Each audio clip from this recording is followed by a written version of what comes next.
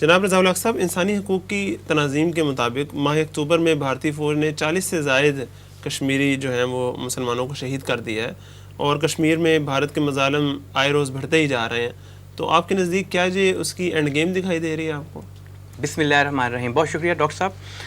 Doctor صاحب، یہ 27 اکتوبر 1947 India نے جموں پہ حملہ کر کے کشمیر کا بہت سارا حصہ جو تھا اس کو قبضہ لیا، اور اکتوبر 2021 کے اینڈ میں ہی ہم یہ پروگرام کر رہے ہیں. تو اس تناظر میں اگر ہم دیکھیں تو یہ جو پوری تاریخ ہے مقبوضہ کشمیر پہ بھارت کے قبضے کی، یہ بھارتی ظلم و ستم کشمیری مسلمانوں کے ساتھ اس سے عبارت ہے، بھری ہوئی ہے مکمل طور پہ.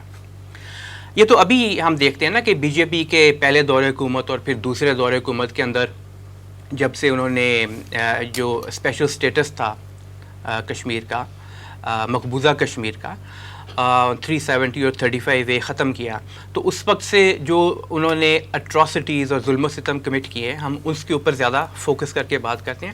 لیکن اگر ہم پوری ہسٹری کو دیکھیں 1947 سے لے کے اب تک، تو چاہے وہ کانگریس کی حکومت ہو، چاہے وہ بی جے پی کی حکومت ہو، چاہے وہ فیڈرل لیول کے اوپر انڈیا خود ڈائریکٹلی انوالو ہو کے کر رہا ہو، چاہے وہ اپنے نان اسٹیٹ ایکٹرز کے ذریعے کشمیر کے اندر کام یہ کروا رہا ہو، چاہے وہ ایسے اپنے ہم خیال لوگ جو کہ مسلمانوں میں سے ہی اس سے مل جاتے تھے مقبوضہ کشمیر میں، ان کو بطور چیف منسٹر یا کوئی اور اس طرح کا عہدہ دے کر ان کے ذریعے کروا رہا ہو. تو ایک لمبی تاریخ ہے جو ہمیں ان کی دکھائی دیتی ہے.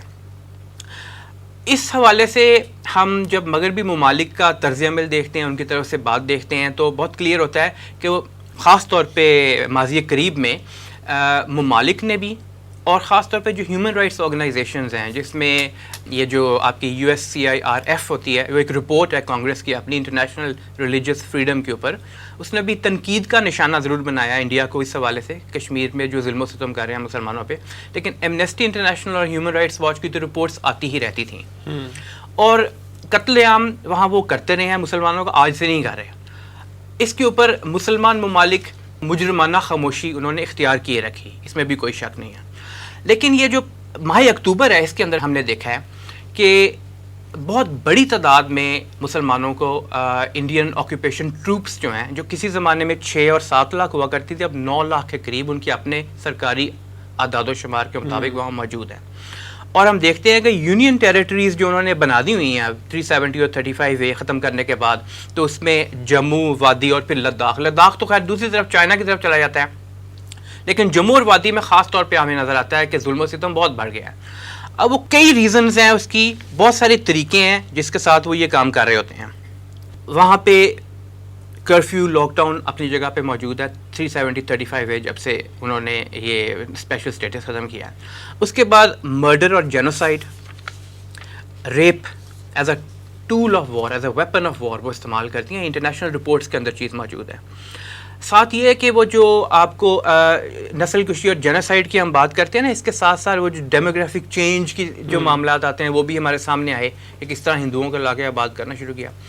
بہرحال یہ ساری باتیں جب ہم ماہ اکتوبر کے اندر دیکھتے ہیں تو باقاعدہ house to house search operations, اور اس کے بعد بڑی تعداد میں مسلمان جو کہ نوجوان ہیں ان کو شہید کیا گیا، انجر کیا، بیڈلی وونڈڈ، بہت ساری خبریں ایسے سامنے آئیں. اور رپورٹس یہ انٹرنیشنل جو آپ کی ہیومن رائٹس آرگنائزیشنز ہوتی ہیں ان کی طرف سے بھی آئی ہیں. لوکل میڈیا جو کہ انڈیا کا تو نہیں، لیکن جو لوکل میڈیا ارد گرد کے ممالک کا وہاں بھی رپورٹ ہوا ہے، انٹرنیشنل میڈیا میں بھی رپورٹ ہوا ہے، لیکن انڈین میڈیا اس پر ابھی بھی خاموش ہے. اب سوال یہ پیدا ہوتا ہے کیا یہ بھارت اپنی اینڈ گیم کی طرف جا رہا ہے؟ تو بظاہر تو ان سب چیزوں کو دیکھیں، اور یہ انڈین سیاستدان ہیں بڑے بڑے، انڈیا کے جو فوجی لیڈرشپ رہی ہے، ملٹری لیڈرشپ، ان کے بیانات سے یہ بات بڑی کلیئر آتی ہے سامنے. 2-3 پوائنٹس بہت کلیئرلی سامنے آ جاتے ہیں. Number 1، India is interested in the land of Kashmir not the people of Kashmir. یہ انڈیا کے اعلیٰ فوجی عہدیدار بھی کہہ چکے ہیں، ہمیں کوئی غرض نہیں وہاں کوئی بندہ رہتا ہے یا نہیں رہتا، ہمیں جگہ چاہیے وہ. اور یہ نظر آتا ہے وہ جینوسائڈ کی مہم جو سٹارٹ کر رہے ہیں وہاں پہ اس کے اندر.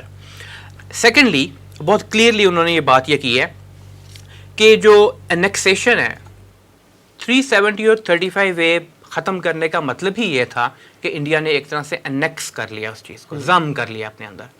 اور انٹرنیشنل لاء کی تو خلاف ورزی یہ بنتی ہی ہے تمام فورمز کے اوپر. یہ علیحدہ بات ہے کہ نہ مسلمان ممالک اس پہ آواز اٹھاتے ہیں، نہ ہی انٹرنیشنل فورمز کے اوپر انڈیا کو چیلنج کیا جاتا ہے یا کٹہرے میں لایا جاتا ہے کہ یہ تم نے انٹرنیشنل لاء کی خلاف ورزی کی ہے. لیکن خلاف ورزی ہے، ایک ڈسپیوٹڈ ٹیریٹری ہے. اگرچہ ہم تو یہی کہتے ہیں کہ پاکستان کے ساتھ ان کا الحاق بنتا ہے، لیکن انٹرنیشنل لاء کے مطابق بھی ڈسپیوٹڈ ٹیریٹری ہے، ضم نہیں کیا جا سکتا تھا. تو انہوں نے ایک غیر قانونی حرکت کی، اور اس کے بعد سے اب تک لوگوں کو لا کے سیٹل کروانا، ڈیموگرافکس چینج کروانا، اور پھر یہ کہ ظلم و ستم اس حد تک بڑھا جانا کہ لگتا ہے کہ وہ جینوسائیڈ کی طرف جا رہے ہیں. تو یہی لگتا ہے انڈیا کی اینڈ گیم ہے کہ وہ ونس فار آل مقبوضہ کشمیر کو اپنا حصہ بنانا چاہتے ہیں.